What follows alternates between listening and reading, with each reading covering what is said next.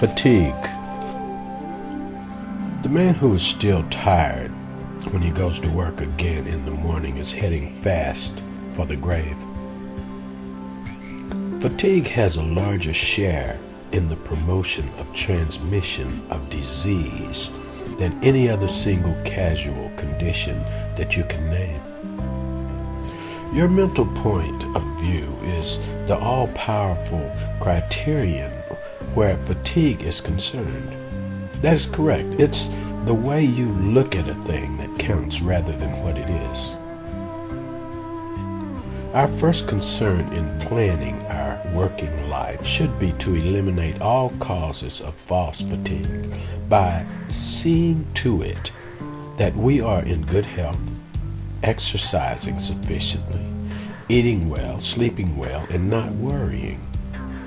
That we are working under favorable conditions of light, temperature, and ventilation, and free from disturbing distractions.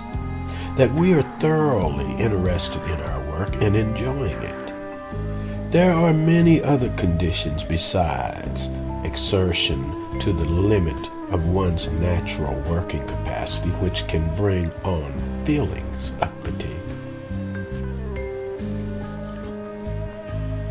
Faults.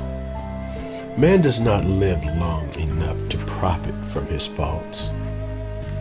Two things are bad for the heart: running upstairs and running down people.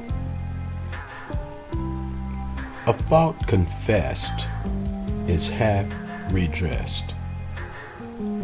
The greatest of faults, I should say, is to be conscious of none. Why beholdest thou the smote that is in thy brother's eye, but considerest not the beam that is in thine own eye? Reduce the subject to simple form. Say to yourself, I will make a written list of my faults. I will choose one of them and consider the best way to overcome it. I will take one fault at a time and gradually cover the entire list. I will do it thoroughly and honestly. They say best men are molded out of faults, and for the most become much the better for being a little bad.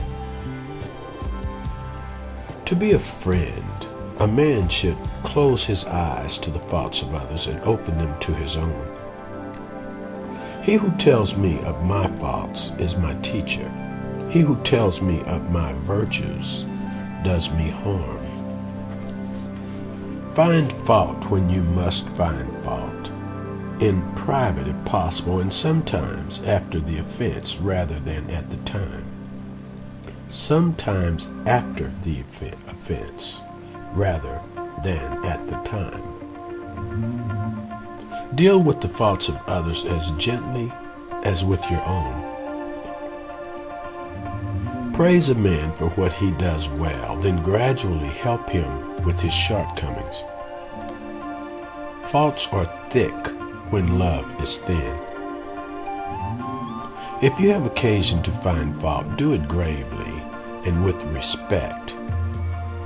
If you have occasion to find fault, do it gravely and with regret and respect. Never show anger or annoyance if you can help it. From the faults of another, a wise man will correct his own. Man's chief fault is that he has man's chief fault is he has or think he has no faults himself. And man's chief fault is that he has so many small ones. We demand of each other that we be faultless. Think of your own faults the first part of the night, when you are awake, and of the faults of others the latter part of the night when you are asleep. Think of your own faults the first part of the night when you are awake, and of the faults of others the latter part of the night when you are asleep. It is not so much much the being exempt from faults as the having overcome them that is an advantage to us.